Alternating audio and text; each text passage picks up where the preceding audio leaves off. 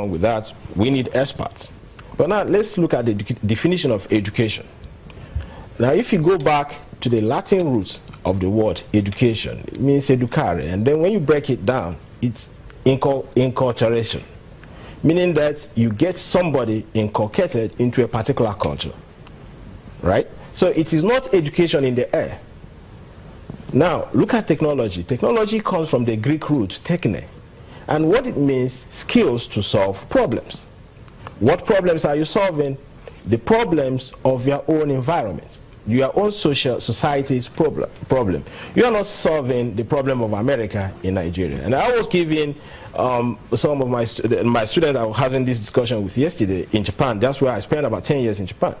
Now, if you're studying electrical engineering, which goes back to what my colleague was saying, in Japan, you're not in the classroom. You are working with Tokyo Denki, which is Tokyo Electricity Company. Okay, they are there wearing helmets and overalls like engineers, and they are walking the streets and going into the tunnels where they have the installation. So they understand the electrical system, and when they have problem, they go back to the lab to troubleshoot it, right? That way, they are solving a particular problem. So you cannot fly a Japanese engineer, electrical engineer, to Nigeria to solve Nigeria's problem, because our own electrical system is different from that of Nigeria. So now I want you to, this is just one simple example, and that is what is happening here. Now the people who make decisions, who make these policies, are out of sync. There are Nigerians who are trained abroad, who are working in Nigeria, who feel the pulse of this country, who understand. Because when you wear the shoe, like he understands what is happening in the educational system, you can see how he reads out the facts. Now, when you get somebody who trained and works in the United States to make the decision here, and he's living in Abuja, he doesn't understand what is going on. And yeah, I want to be corrected here, but that is the reality. And we've seen this from one administration to another. And that is the reason for this disconnect. Now, talking about education, now it's not just about increasing the educational budgets. Let's look at the quality of the administration, especially in our universities. Okay, in some universities, when you go there, the VC, the Vice Chancellor, is almost like a lord, okay, a demigod, right? And it is only in Nigeria that I see these kind of things. All the years where I was as a student, as a lecturer in Japan, I never knew who the president of the university was. I didn't see him. He didn't need to be seen because he was riding his bicycle like every other person. But here the VC, okay, has a retinue of soldiers and mobile policemen, and it goes on. I don't understand what that is.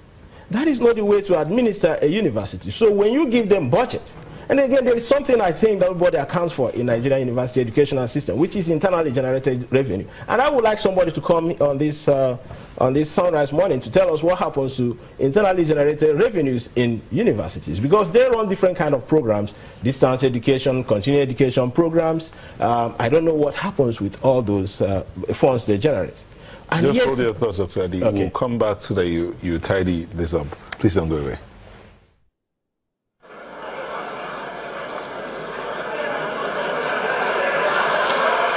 President Muhammadu Buhari presenting the 2017 budget before a joint session of the National Assembly.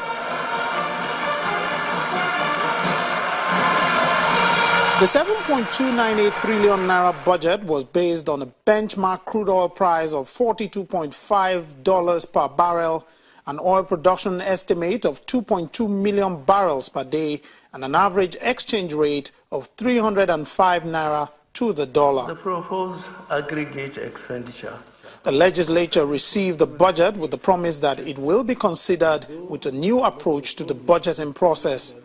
And for the first time in the history of the National Assembly, a public hearing was convened on the 2017 budget.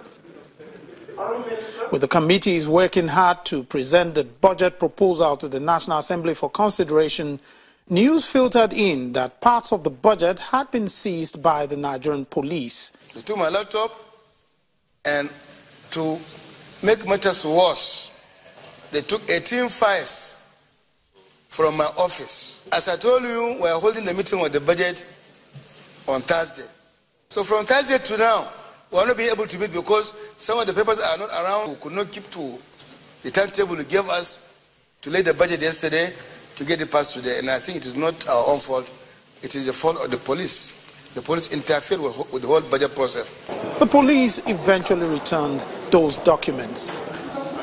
Now, almost 6 months later, and after several promises, the budget is finally being presented. I rise to present the report of 2017 Appropriation Bill, having been worked by the Committee on Appropriations and arising from the work of the various standing committees and subcommittees of the Committee of Appropriation.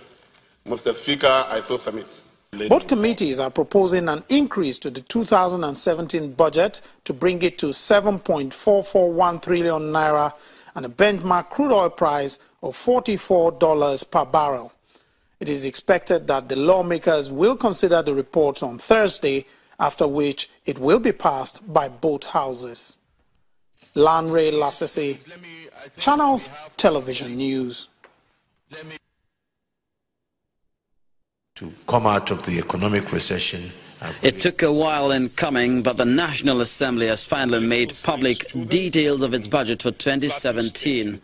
There were repeated calls from civil society organizations and individuals from across the country demanding that the National Assembly open up its books to show its annual expenditure plan for each year. Chairman, Committee on Appropriations. As both chambers deliberated on the 2017 budget, the National Assembly released its budget of 125 billion naira, an increase from 115 billion naira proposed by President Buhari.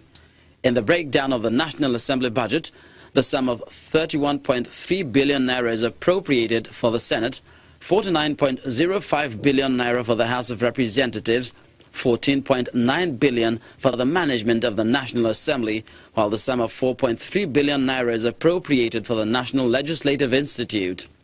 Another first we've achieved is making the budget of the National Assembly available to the public, which has been an issue for a long time. I'm very proud of what you've all been able to achieve. And we do hope this budget of recovery that we believe has reflected equity, it has ensured efficiency and adequate resources to all relevant sectors will go a long way in helping Nigerians to come out of the economic recession and create growth. Other highlights of the National Assembly's budget include: in the Senate, the sum of 1.856 billion is appropriated for the salaries and wages of lawmakers, 4.430 billion naira for capital expenditure, while 25.11 billion naira is appropriated for total overhead costs. In the House of Representatives, the sum of 4.923 billion naira is appropriated for the salaries and wages of lawmakers, 4.493 billion naira for capital expenditure, and 39.6 billion naira for overhead costs. Legislative aides in both chambers will be paid the sum of 9.6 billion naira. The ayes have it.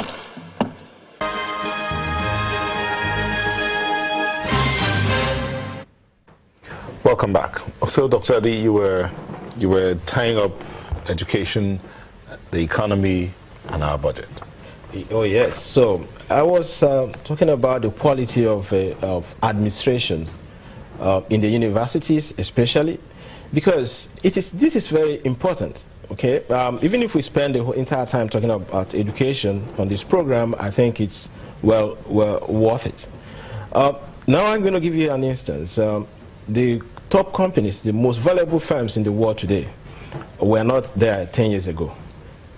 Okay, the Alphabet, the company that owns Google, Microsoft of this world, Amazon, name them. Okay, they're all platform-based companies. Uber, Facebook, they're all platform-based companies. And you know where they are all located? Silicon Valley, okay, the state of California. And then what is it about the state of California? Until just last year, the California Institute of Technology was the #1 in the world, not even Harvard, when it comes to technology. And now these firms cluster around California Institute of Technology so that they can, benefit from the spillover, the knowledge that is dropping from this university. The university is the center, is the engine. If you go to every developed advanced economy, you will see that the university is instrumental to innovation. Now, patents in Nigeria